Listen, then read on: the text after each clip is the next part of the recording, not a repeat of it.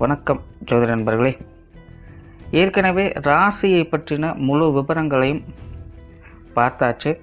அதாவது ஒவ்வொரு ராசிக்குமே என்ன மாதிரியான குணாதிசயங்கள் இருக்கும், எந்த மாதிரியான வாழ்க்கை அமைப்பு இருக்கும், என்ன மாதிரியான உறவு முறைகள் இருக்கும் அப்படின்னு விளக்கமாகவே பார்த்தாச்சு.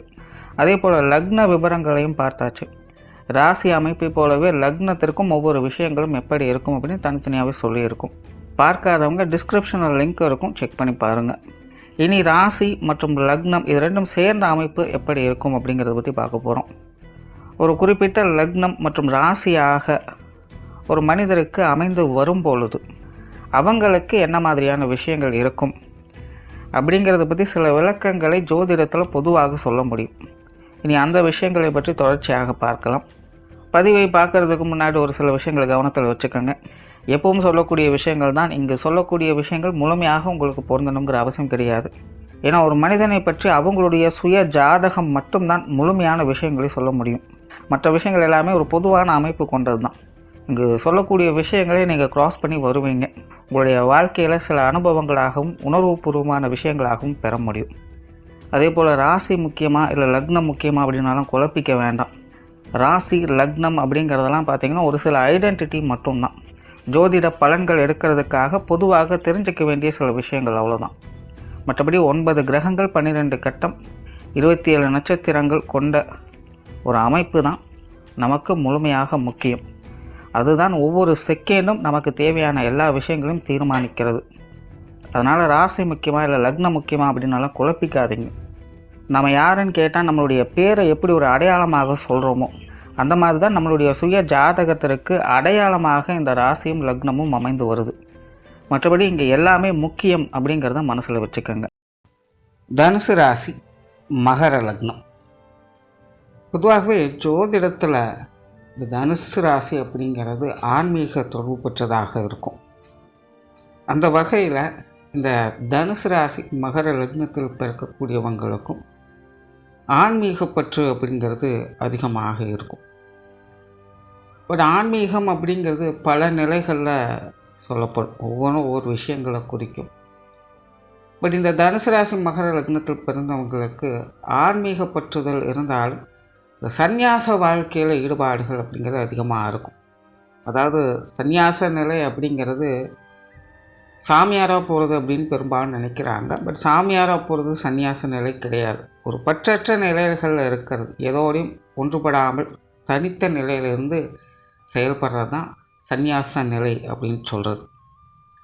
ஸோ அந்த மாதிரி இந்த தனுசு ராசி மகர லக்னத்தில் பிறந்தவங்களுக்கு சந்நியாச நிலை அப்படிங்கிறது அதிகமாக செயல்படும். இவங்க எப்போவுமே ஒரு இனம் புரியாத களிப்புணர்வுகளில் இருப்பாங்க. இவங்களுக்குள்ளே ஒரு மனசுக்குள்ளே ஒரு சந்தோஷம் அப்படிங்கிறது இருக்கும். பட் எல்லாமே ஒரு தனித்த நிலையில் தான் அது செயல்படும். தனிமையில் இனிமை காண முடியுமா அப்படிங்கிறது எல்லாருக்குமே கேள்விகள் இருக்கும். ஆனால் இவங்களை பொறுத்த வரைக்கும் தனிமையில் இனிமை காண முடியும் அப்படின்னு சொல்லக்கூடியவங்க தான். ஸோ தனிமை சார்ந்த விஷயங்களில் இவங்களுக்கு ஈடுபாடுகள் அதிகமாக இருக்கும்.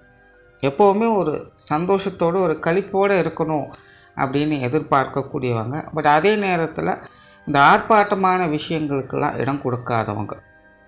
அமைதி, நிம்மதி, சந்தோஷம் இதை தேடி போகக்கூடியவங்களாக இருப்பாங்க. ஆனால் அதே நேரம் வாழ்க்கை வாழ்வதற்கே அப்படிங்கிற மனப்பக்குவம் இவங்களுக்கு உண்டு. எல்லாத்துலேயுமே நடுநிலைத்தன்மையோடு செயல்படக்கூடியவங்க. இவங்களை பொறுத்த வரைக்கும் அளவுக்கு அதிகமாக செயல்படுறதும் தவறு தான். அதே போல் ஒன்றுமே செய்யாமல் சும்மா இருக்கிறதும் தவறு தான். எந்த ஒரு விஷயங்கள் காரியங்களாக இருந்தாலும் அது அளவெடுத்தார் போல் இருக்கிறது உங்களுக்கு சிறப்பாக இருக்கும். ஒரு பேலன்ஸ்டான வாழ்க்கை நிலையை பெறக்கூடியவங்களாக இருப்பாங்க. உண்மையிலே சுய ஜாதக அமைப்பில் கிரகங்களுடைய நிலைகள் நல்லபடியாக இருக்கும் பட்சத்தில் இவங்களுடைய வாழ்க்கை நிலை அப்படிங்கிறது பெரும்பாலும் ஒரு ரிலாக்ஸ்டான லைஃப்பை பெறக்கூடிய அமைப்பை இவங்க பெற்று வருவாங்க. எப்பேற்பட்ட சூழ்நிலைகளாக இருந்தாலும், எப்பேற்பட்ட பிரச்சனைகளாக இருந்தாலும் அது எல்லாத்தையுமே மீட்டு எடுத்து ஒரு சுமூகமான வாழ்க்கை நிலையை பெறக்கூடிய அமைப்பு இவங்களுக்கு ஏற்படும். பட் அதுவே கிரக நிலைகள் சரியில்லாத பட்சத்தில் முன்னாடி சொன்ன அந்த ஆன்மீக பற்றுதல் அப்படிங்கிறது அதிகமாக ஏற்படும். பொதுவாக சொல்லக்கூடிய அந்த சந்நியாச வாழ்க்கை அப்படிங்கிறதுல ஈடுபட ஆரம்பிச்சிடுவாங்க.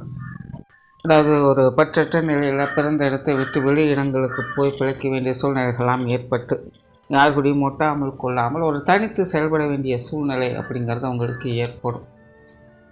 என்னதான் வாழ்க்கை வாழ்வதற்கே அப்படின்னு வாழக்கூடியவங்களாக இருந்தாலும் அது சுலபமாக இருக்காது. அது ஒரு சிரமம் நிறைந்த வாழ்க்கையாகத்தான் இருக்கும்.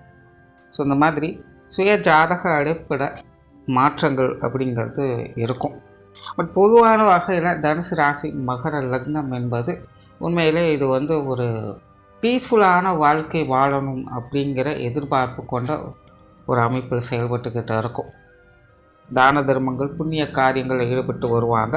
அன்றைக்கி அவங்களுடைய பெரும்பாலான இளம் வயது பருவ வயது காலங்கள்லாம் பார்த்திங்கன்னா ரொம்பவுமே ஒரு யதார்த்த வாழ்க்கையில் தான் ஈடுபாடுகள் அப்படிங்கிறது அதிகமாக இருக்கும். என்ன தான் இவங்களுக்கு ஆன்மீகத்தில் நாட்டங்கள் இருந்தாலும் இவங்களுடைய ஆரம்பக்கட்ட வாழ்க்கை அப்படிங்கிறது புற வாழ்க்கை சார்ந்த விஷயங்களில் தான் இருக்கும். படிப்படியான முன்னேற்றங்களை தான் இந்த ஆன்மீகத்தில் அடியெடுத்து வைத்து பார்ப்பாங்க.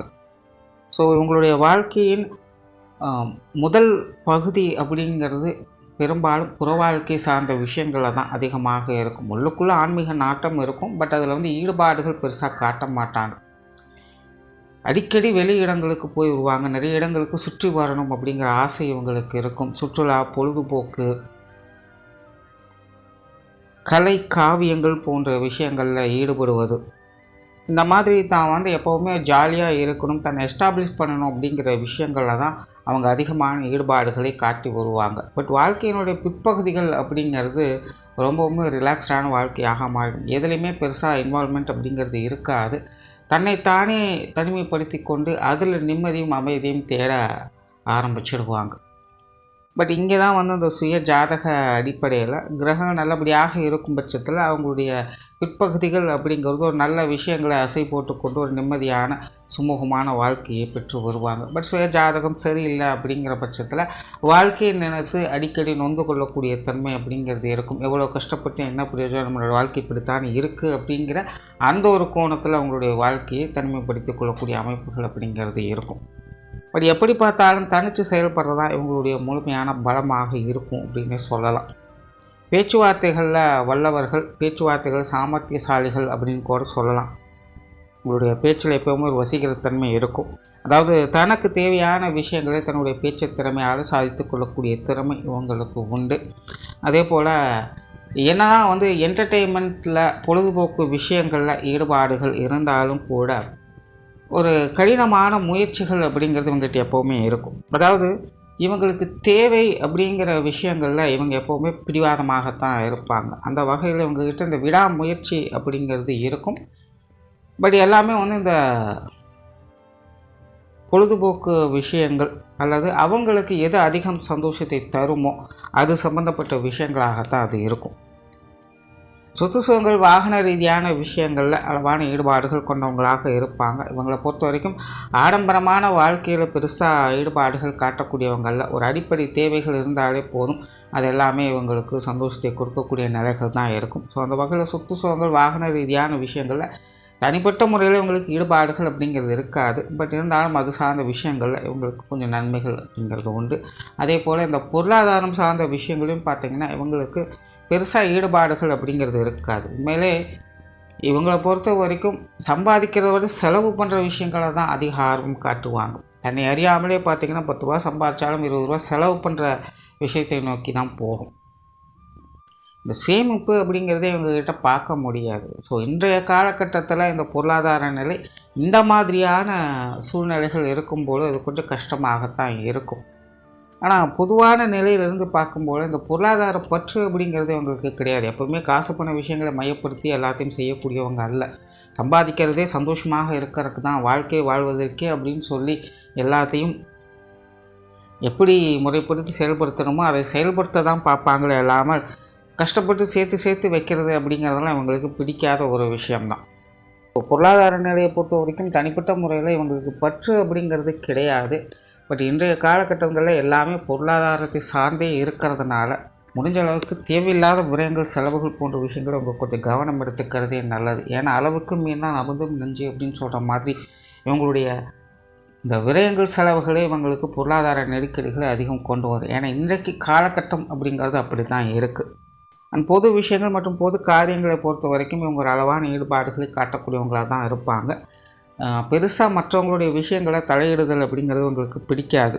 காரணம் என்னன்னா, இவங்களை சுற்றி இருக்கிறவங்க கூட பெரும்பாலும் ஒரு அனுசரிப்புத்தன்மை அப்படிங்கிறது இருந்துக்கிட்டு தான் இருக்கும். பட் இருந்தாலும் அதுக்கு அதிகமாகவே கான்ட்ரவர்சியான தன்மைகள் அப்படிங்கிறதும் இருக்கும். அதாவது இவங்களுடைய குணாதிசயங்களுக்கும் மற்றவங்களுடைய குணாதிசயங்களுக்கும் நிறைய வேறுபாடுகள் அப்படிங்கிறது இருக்கும். இவங்க லெஃப்ட்டுன்னு சொன்னால் மற்றவங்க ரைட்டுன்னு சொல்லுவாங்க. இந்த மாதிரி இவங்களுக்கு மற்றவங்க வகையில் இந்த கருத்து வேறுபாடுகள் அப்படிங்கிறது அதிகமாக இருக்கும். அதாவது பிரச்சனைகள், சண்டை சச்சரவுகள் கொண்ட மனிதர்கள் அப்படின்னு கிடையாது. ஆனால் கருத்து வேறுபாடுகள் கொண்ட மனிதர்கள் அப்படிங்கிறது தான் இங்கே இவங்களுக்கு கொஞ்சம் சங்கடத்தை ஏற்படுத்தும். ஸோ அதனாலேயே அவங்க அதிகமாக இந்த வெளி விஷயங்கள், காரியங்கள், மற்றவங்க சம்மந்தப்பட்ட விஷயங்கள், காரியங்கள்லாம் ஒரு அளவான ஈடுபாடுகளை காட்டக்கூடியவங்க தான் இருப்பாங்க.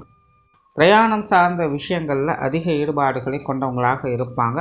நார்மலாகவே இவங்களுக்கு பிரயாணம் செய்கிறது அப்படிங்கிறது ரொம்பவுமே பிடித்த விஷயமாக இருக்கும். சும்மா இருந்தாலே எங்கேயாவது வெளி இடங்களுக்கு போகணும் வரணும் அப்படின்னு நினைக்கக்கூடியவங்க.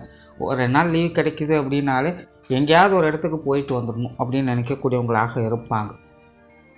நார்மலாகவே பார்த்திங்கன்னா இவங்க பிறந்த இடத்துல அதிக நாள் ஸ்டே பண்ணவே முடியாது. எங்கேயாவது வெளியூர்களையோ வெளிநாடுகளையோ போய் வசிக்கக்கூடியவங்களாகத்தான் இருப்பாங்க. பிறந்தது ஒரு இடமாக இருக்கும், வாழ்கிறது வளர்கிறது ஒரு இடமாக இருக்கும். ஸோ ஜென்ரலாகவே இவங்க பிரயாண விரும்பிகளாக இருப்பாங்க. பிரயாணங்களில் மன மகிழ்ச்சி கொள்ளக்கூடியவங்களாக இருப்பாங்க. ஏதாவது ஒரு பிரச்சனை அப்படின்னாலும் கூட இவங்களுக்கு எங்கேயாவது ஒரு லாங் டிஸ்டன்ஸில் ட்ராவல் பண்ணிட்டு வரும்போது இவங்களுடைய மனசு அப்படிங்கிறது சாந்தமாயிடும். அந்த மாதிரி பிரயாணத்தில் அமைதியை தேடக்கூடியவங்களாக இவங்க இருப்பாங்க. ஆனால் அதே போல் ஆன்மீக விஷயங்கள் ஆரம்பத்திலே சொன்ன மாதிரி இந்த ஆன்மீக தொடர்பு அப்படிங்கிறது எப்படியோ இந்த தனுசு ராசிக்காரங்களுக்கு இயல்பாகவே வந்துடும். ரொம்ப மோசமான ஜாதகங்களாக இருந்தால் கூட திட்டியாவது ஒரு நாத்திகர்களாகவாவது இருந்து கடவுளை நினைத்து கொண்டு தான் இருப்பாங்க. ஸோ இந்த மாதிரி தனுசு ஆன்மீகம் அப்படிங்கிறது தவிர்க்கவே முடியாது தான். பட் இந்த தனுசு ராசி மகர லக்னம் அப்படின்னு வரும்பொழுது இவங்க ஆன்மீக காரியங்களில் ஈடுபடுவதற்கான வாய்ப்புகள் அதிகமாக இருக்கும். ஏதோ ஒரு வகையில் புண்ணிய காரியங்கள், தெய்வ காரியங்கள், இல்லைன்னா ஆன்மீக தொடர்புடைய பணிகள் செய்வதற்கான வாய்ப்புகள் அப்படிங்கிறதெல்லாம் இவங்களுக்கு தானாகவே ஏற்படும். அதாவது காரிய ரீதியான ஆன்மீக வாழ்க்கையில் இருக்கக்கூடியவங்களாக இவங்க இருப்பாங்க. அண்ட் காரியங்கள் மற்றும் செயல்பாடுகள் அப்படின்னு வரும்பொழுது நார்மலாகவே இவங்களை பொறுத்த வரைக்கும் இவங்களுடைய வாழ்க்கை அப்படிங்கிறது கொஞ்சம் ஸ்லோ டெவலப்மெண்ட்டாக தான் இருக்கும். எதையும் எடுத்தோம் கூத்தோம் அப்படின்னாலாம் செய்ய முடியாது. அதே மாதிரி தான் இவங்களுடைய காரியங்களும் கூட. ஏதோ இன்றைக்கி நம்ம யோசனை பண்ணிட்டோம், நாளைக்கு எல்லாத்தையும் செஞ்சு முடிச்சிடலாம் அப்படிங்கிற மாதிரிலாம் எதையும் செய்ய முடியாது. எல்லாமே ரொம்பவுமே ஸ்லோ ப்ராசஸாக தான் இருக்கும். முடிவுகள் வெற்றியாகத்தான் இருக்கும். ஒரு பழமொழி இருக்குது, முதல் கோணல் முற்றும் கோணல் அப்படின்னு சொல்லுவாங்க. பட் இவங்களை பொறுத்த வரைக்கும் அப்படியெல்லாம் கிடையாது. முதல் கோணல் தான், ஆனால் முடிவு வெற்றியாக இருக்கும். ஸோ அந்த மாதிரியான காரியங்கள் தான் இவங்க பெரும்பாலும் ஈடுபட்டு வருவாங்க. குடும்ப வாழ்க்கையை பொறுத்த வரைக்கும் பெரும்பாலும் இவங்க கொஞ்சம் சாதகமான அமைப்புகள் அப்படின்னு சொல்லலாம். நார்மலாகவே இவங்க என்ன தான் சந்நியாச நிலைகள் இருந்தாலும் குடும்ப பற்று அதிகம் மிகுந்தவங்களாகவே இருப்பாங்க. அதாவது ஆரம்பத்தில் சொன்ன சந்நியாசம்னா சாமியாரை போகிறது கிடையாது, ஒரு பற்றற்ற நிலையில் இருக்கிறது தான் அப்படின்னு. பட் அந்த மாதிரி இவங்களுக்கு இயல்பாகவே குடும்ப வாழ்க்கையில் அதீதமான பற்று அப்படிங்கிறது இருக்கும். குடும்ப காரியங்களில் தன்னை தானே ஈடுபடுத்தி கொள்ளக்கூடியவங்களாக இருப்பாங்க. குடும்ப தேவைகளை பூர்த்தி செய்யக்கூடியதில் மனம் மகிழக்கூடியவங்களாக இருப்பாங்க. என்ன மாதிரியான சூழ்நிலையும் தன்னுடைய குடும்பத்தை விட்டு கொடுக்கக்கூடாத குணம் அப்படிங்கிறது இவங்களுக்கு உண்டு. பட் இருந்தாலும் ஆரம்பத்தில் சொன்ன அளவுக்கு மீறினால் அமிர்தம் நெஞ்சு அப்படிங்கிற நிலையில் இந்த குடும்ப வாழ்க்கை அப்படிங்கிறது ஒரு சில காலகட்டங்களுக்கு கொஞ்சம் சலிப்பு தட்டவும் செய்யும். ஏமாற்றங்களையும் சங்கடங்களையும் வருத்தங்களையும் அடிக்கடி பார்த்துக்கிட்டு வருவாங்க. கூட இருக்கிறவங்களே பார்த்திங்கன்னா ஏதாவது ஒரு குற்றம் குறை சொல்லிக்கிட்டு தான் இருப்பாங்க. அதை நினச்சி கொஞ்சம் வருத்தங்கள் அப்படிங்கிறது குடும்பத்துக்குள்ளே இருந்துக்கிட்டு தான் இருக்கும். இருந்தாலும் இவங்க தனிப்பட்ட முறையில் குடும்ப வாழ்க்கையை என்றைக்குமே விட்டு கொடுக்காதவங்களாகவே இருந்து வருவாங்க. பெற்றோர்கள் சார்ந்த விஷயங்கள் இவங்களுக்கு ஓரளவுக்கு சாதகமான அமைப்புகளாகவே இருக்கும். பெற்றோர்கள் வகையில் ஒரு சுமூகமான விஷயங்களை எதிர்பார்த்தாலும் இதெல்லாமே ஒரு கலவையான நிலைகளில் தான் செயல்படும். குறிப்பாக அம்மா சம்மந்தப்பட்ட விஷயங்கள்லாம் பார்த்திங்கன்னா இவங்களோட அம்மா ரொம்பவுமே ஸ்ட்ரைட் அண்ட் ஸ்ட்ரிக்ட் ஃபார்வர்டாக இருப்பாங்க. உங்களுடைய குடும்பத்தில் பெரும்பாலான விஷயங்கள் அவங்களுடைய கண்ட்ரோலில் தான் இருக்கும். அதே போல் இவங்களுடைய தாயாருக்கு பார்த்திங்கன்னா இந்த ஆன்மீக விஷயங்களில் ஈடுபாடுகள் அதிகமாக இருக்கும். மதிப்பு மரியாதை கௌரவம் சார்ந்த விஷயங்களுக்கு தான் அதிக முக்கியத்துவம் கொடுப்பாங்க. பட் அதே நேரம் தாயாரினுடைய முழுமையான அரவணைப்பு அப்படிங்கிறது இவங்களுக்கு கிடைக்கப்படும். பட் இவங்களுடைய தாயாருடைய வாழ்க்கை நிலை அப்படிங்கிறது கொஞ்சம் கஷ்டம் நிறைந்ததாகத்தான் இருக்கும். ஒரே மாதிரியான சீரான வாழ்க்கையை அங்கே வந்து பார்க்க முடியாது. தந்தை சார்ந்த விஷயங்கள் ஓரளவுக்கு சாதகமான அமைப்புகள் எதிர்பார்க்கலாம். இவங்களுடைய தந்தை பார்த்தீங்கன்னா ரொம்பவுமே ஃப்ளெக்சிபிளான நபர்களாக இருப்பாங்க. ஒரு கலகலப்பு தன்மை மிகுந்தவங்களாகவும் இருப்பாங்கன்னு சொல்லலாம். உங்களுடைய தந்தை பார்த்திங்கன்னா ஆசாபாசங்களுக்கு உட்பட்டவங்களாக இருப்பாங்க. பந்த பாசம், குறிப்பாக தாய் பாசம் அதிகம் மிக்கவங்களாக இருப்பாங்க. அவங்களுடைய குடும்ப வாழ்க்கை, அவங்களுடைய உறவினர்கள் சார்ந்த விஷயங்கள் அதிக ஈடுபாடுகள் கொண்டவங்களாக இருப்பாங்க. எப்போவுமே ஒரு குடும்ப அரவணைப்புக்குள்ளே இருக்கணும் அப்படின்னு ஆசைகள் அவங்களுக்கு எப்போவுமே இருக்கும். ஒரு ஃப்ளெக்சிபிளான நபராகவே இருந்து வருவாங்க. ஸோ ஜென்ரலாகவே பெற்றோர்களுடைய அரவணைப்பு அப்படிங்கிறது இருக்கும். பட் வாழ்க்கை நிலையில் நிறைய ஏற்றத்தாழ்வுகள் அப்படிங்கிறது வந்து போகும். உடன்பிறப்புகள் சார்ந்த விஷயங்கள் இது ஓரளவுக்கு சாதகமான அமைப்புகள் அப்படின்னு சொல்லலாம். உடன்பிறப்புகளோட ஒத்துழைப்புகளை கிடைக்கப்பெற்று வருவாங்க. எல்லா சூழ்நிலைகளுமே உடன்பிறப்புகள் வகையில் சுமூகமான அமைப்புகள் அப்படிங்கிறது இவங்களுக்கு உண்டு. சின்ன சின்ன சங்கடங்கள், தனிப்பட்ட முறையில் கருத்து வேற்றுமைகள் இருந்தாலும் கூட பிரச்சனைகள்னு வரும்பொழுது தான் கூட பிறந்தவங்களை என்றைக்குமே விட்டு கொடுக்காத நிலைகளில் தான் ஒருத்தருக்கு ஒருத்தர் செயல்பட்டு வருவாங்க. அந்த அளவுக்கு உடன்பிறப்புகள் சார்ந்த விஷயங்கள் இவங்களுக்கு ஓரளவுக்கு சாதகமாகவே இருக்கும். இப்போ ஜென்ரலாகவே தனுசு ராசியின் அடிப்படையில் பார்க்கும்போது உடன்பிறப்புகள் சார்ந்த விஷயத்துக்கு ஒரு சங்கடத்தை ஏற்படுத்த தான் செய்யும். ஸோ இவங்களுக்கு வந்து மன ரீதியாக உடன்பிறப்புகள் வகையில் சங்கடங்கள் அப்படிங்கிறது தவிர்க்க முடியாததாக இருக்கும். இப்போ தனுசு ராசி மகர லக்னம் அப்படின்னு வரும்பொழுது உடன்பிறப்புகளுடைய ஒத்துழைப்பை அவங்க கிடைக்கப்பெற்று வருவாங்க. ஸோ புத்திக்கும் மனதுக்கும் இடையே இந்த உடன்பிறப்புகள் வகையில் போராட்டங்கள் அப்படிங்கிறது கண்டிப்பாக இருக்கும். இந்த விஷயங்களை மனசு சொல்கிறத அவாய்ட் பண்ணிக்கிறது நல்லது. திருமண வாழ்க்கை, கணவன் மனைவி உறவுகளை பொறுத்த வரைக்கும் பெரும்பாலும் உங்களுக்கு ஒரு சாதகமான அமைப்புகள் சொல்லலாம். தன்னை அனுசரித்து போகக்கூடிய ஒரு வாழ்க்கை துணையை பெற்றவங்களாக இருப்பாங்க. பட் குணாதிசய வேதங்கள் அப்படிங்கிறது அதிகமாக இருக்கும். அதாவது மன ரீதியாக ஒத்துப்போகக்கூடிய நிலை அப்படிங்கிறது இருக்கும். ஒருத்தருக்கு ஒருத்தர் அனுசரித்து போய்க்குவாங்க. எல்லாத்தையுமே சமாளிச்சுக்கக்கூடிய ஒரு நிலை அப்படிங்கிறது உண்டு. பட் குணாதிசய பேதம் அப்படிங்கிறது தவிர்க்க முடியாது. முன்னாடியே சொன்ன மாதிரி இவங்களை பொறுத்த வரைக்கும் இவங்க ரைட்டுன்னு சொன்னால் மற்றவங்க லெஃப்ட்டுன்னு சொல்லிடுவாங்க. இதுதான் பிரச்சனையே இங்கே. ஸோ அந்த வகையில் இந்த கணவன் மனைவி உறவுகளுக்குள்ளேயும் இவங்க ஒரு ஸ்டாண்டர்டாக ஃபாலோ பண்ணுவாங்க, இவங்களோட வாழ்க்கை துணை ஒரு ஸ்டாண்டர்டாக ஃபாலோ பண்ணுவாங்க. ஸோ இந்த மாதிரியான கருத்து வேற்றுமைகள் அப்படிங்கிறது கொஞ்சம் அதிகமாக இருக்கும். பட் இருந்தாலுமே எல்லாமே சமாளிக்கக்கூடிய தன்மை பெற்று தான். பெரிய அளவு சங்கடங்கள் அப்படிங்கிறது இருக்காது. பெரும்பாலும் இவங்களுடைய திருமண வாழ்க்கை அப்படிங்கிறது சமாளிக்கக்கூடிய நிலைகளில் தான் இருக்குது. குழந்தைகள் சார்ந்த விஷயங்கள் இது உங்களுக்கு ஓரளவுக்கு சாதகமாகவே இருக்கும். குழந்தைகள் வகையில் சுமூகமான விஷயங்களை எதிர்பார்க்கலாம்.